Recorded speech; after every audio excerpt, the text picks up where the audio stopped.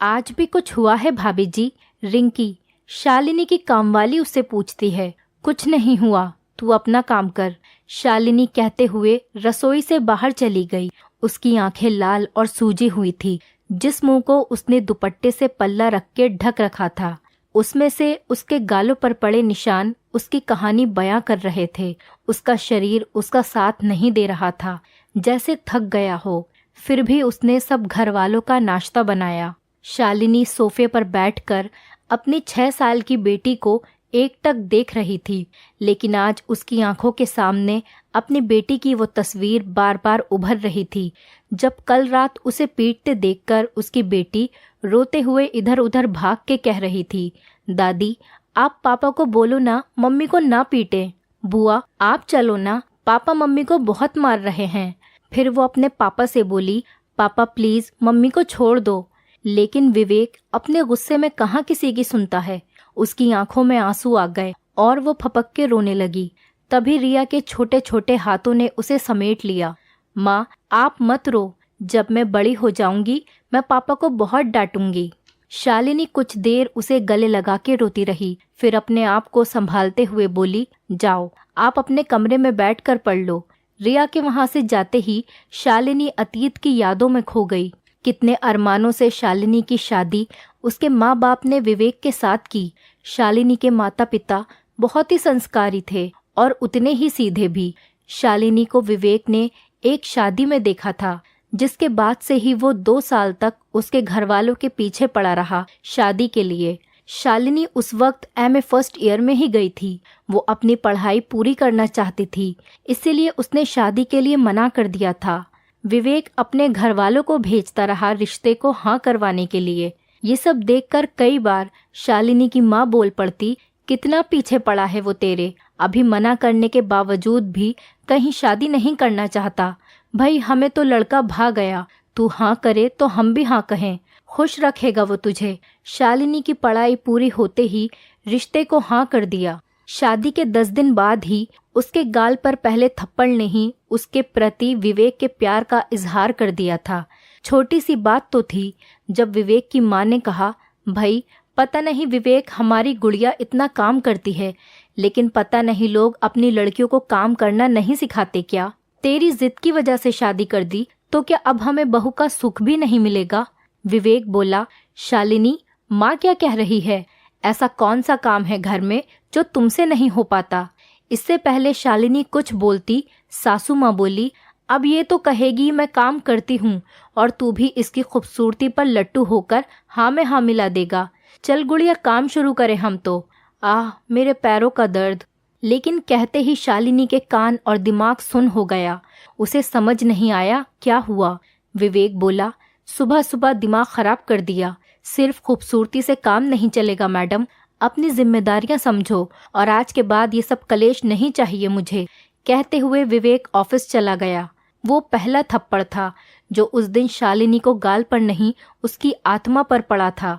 शालिनी पूरा दिन रोती रही, घर का काम भी करती रही, यूं ही निढाल सी।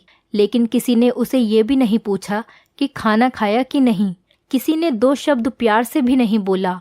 उसके घर में काम करने के बाद भी ये जताते रहे कि थप्पड़ मार के उनके लड़के ने अपने आप को जोरू के गुलाम के लेबल से बचा लिया। आज उसने मर्द होने का प्रमाण दिया। शालिनी ने शाम को अपनी माँ को फोन किया, लेकिन जैसे ही वो बोली, माँ ये घर हमारे घर से बिल्कुल अलग है, क्या पापा ने कभी आपको थप्पड़ मारा है? तभी वहां से माँ सकपकाहट के साथ बोली, शालिनी बेटा ये सब छोटा मोटा तनाव हर घर में होता है, अभी नई नई गृहस्थी है, धीरे धीरे सब ठीक हो जाएगा। तेरे पापा का स्वभाव नरम है, लेकिन कहा सुनी तब भी हो ही जाती है। दामाद जी अच्छे हैं, गलती से हाथ उठा दिया होगा। बेटा थोड़ा सहन करना पड़ता है गृहस्थी के लिए, हमने तुम्हें डोली में भेजा है। लेकिन ये सुनते ही शालिनी ने फोन काट दिया। उसे समझ आ गया था कि माँ आगे क्या बोलेगी। आज 10 साल में उसे अब याद भी नहीं कि वो हर छोटी बात के लिए कितना पिटी। आज भी विवेक वैसा ही है, किसी भी बात का सॉल्यूशन सिर्फ थप्पड़। 2-3 दिन बाद सॉरी बोल दिया, बाहर डिनर कर लिया, चलो तुम्हारी पसंद की ड्रेस ले लेते हैं। अरे यार ऑफिस का प्रेशर था, तुम तो जानती हो माँ को, वो तो ऐसी ही रहेंगी, लेकिन तुम तो समझदार हो। गुड़िया तुम्हारे रहते भी काम करे तो भाभी होने का क्या मतलब। यही सब कहता था बाद में, अपनी बात को ऊपर रखने के लिए, लेकिन उस थप्पड़ का जिक्र भी नहीं होता था। उसके बाद शालिनी क्या महसूस करती थी इस बात का कोई मतलब नहीं था। शालिनी भी कुछ नहीं कहती थी।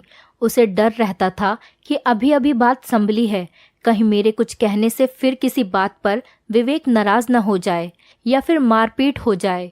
लेकिन उस थप्पड़ की गूंज आज भी उसके कानों में गूंजती है। अभी वो ये सब सोच ही रही थी कि आवाज आई, शालिनी नाश्ता नहीं बनाया क्या? अभी भूख लग रही है, गुड़िया का पकोड़े खाने का मन है, पकोड़े बना दो, सासू माँ बोली। शालिनी कुछ नहीं बोली। 20 मिनट बाद सासू माँ अपने कमरे से बाहर निकली, रसोई में झांकते हुए। रिंकी पकोड़े तू क्यों बना रही है? शालिनी कहाँ है?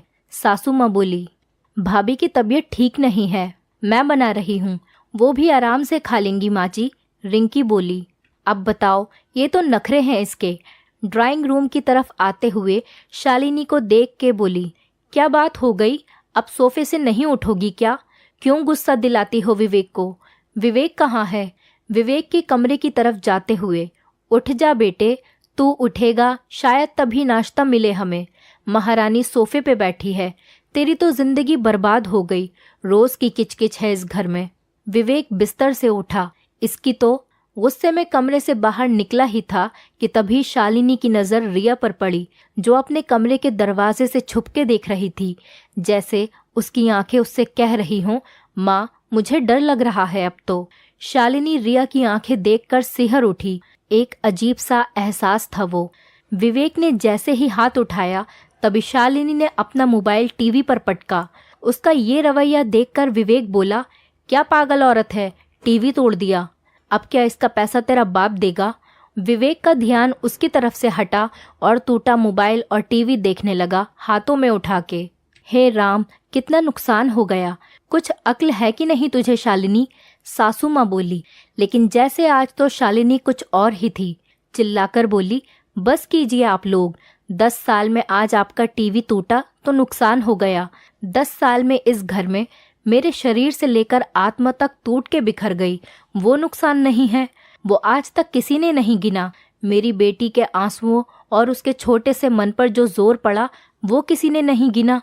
जिस दिन विवेक ने मुझे पहला थप्पड़ मारा तब आपकी आह नहीं निकली, जैसे आज टीवी के टूटने में निकली, तो आज कुछ और ही कहानी होती मेरी।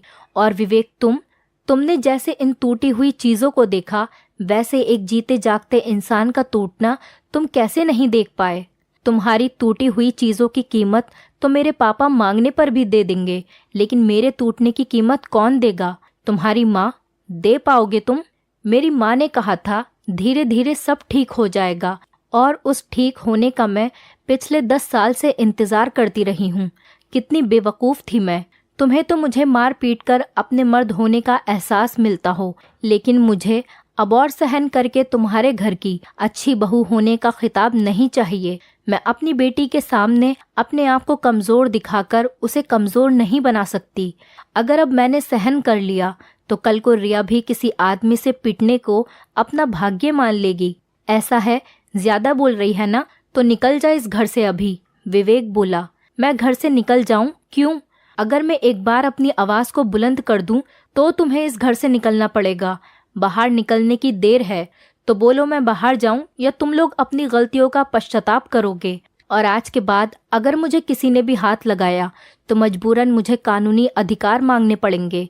शायद जो आप जैसे पढ़े लिखे समाज में शरीफ बनकर रहने वाले लोग नहीं चाहेंगे। शालिनी बोली। विवेक को शालिनी का ये सब कहना अच्छा नहीं लगा। उसका मेल ईगो कैसे उसका बोलना बर्दाश्त करता। उसने शालिनी का हाथ खींचा। विवेक का दिमाग और कान सुन हो गए। जोर की एक आवाज से कमरा गूंज उठा। सास और ननंद के मुंह से भी आवाज नहीं निकली। शालिनी के तेवर देखकर आज तो सबका ईगो, जुबान, ताने सब एकाएक शांत हो गए। शालिनी ने आवाज लगाते हुए कहा, रिंकी पकौड़े ले आना, मेरे और रिया के लिए, भूख लगी है। शालिनी आज समझ चुकी थी, अत्याचार करने वाले से ज्यादा उसको सहने वाला बुरा होता है। वो वैसे भी सब अच्छा करने के बाद भी एक बुरी बहू और बुरी पत्नी ही रही। लेकिन आज एक बुरी बहू बुरी पत्नी बनना उसे मंजूर था, लेकिन उसे एक बुरी माँ बनना मंजूर नहीं था जो अपने लिए नहीं लड़ सकी। दोस्तों, कई बार हम अपने आप को कमज़ोर मानकर किसी की ज्यादतियों को बढ़ावा देते हैं कि शायद हमारे सहने से वो हमारी अच्छाई को समझ जाएगा और एक दिन सब ठीक हो जाएगा। सहने का मतलब ये नहीं होता कि हम किसी को अपनी आत्मा को छलनी करने का अवसर दें। कभी कभी हमें उसी भाषा में ही जवाब देना पड़ता है जिस भाषा में वो हमसे सवाल करते हैं। हमारी लड़ाई हमें खुद ही लड़नी होती है। दोस्तों, उम्मीद करती हूँ आपको हमारी कहानी पसंद आई होगी। कहानी पसंद आई है तो वीडियो को लाइक करें, चैनल पर नए हैं तो चैनल को सब्सक्राइब करें और हाँ, नोटिफिकेशन बेल को ज़रूर दबाएं ताकि अगली अपडेट सबसे पहले आपको मिले।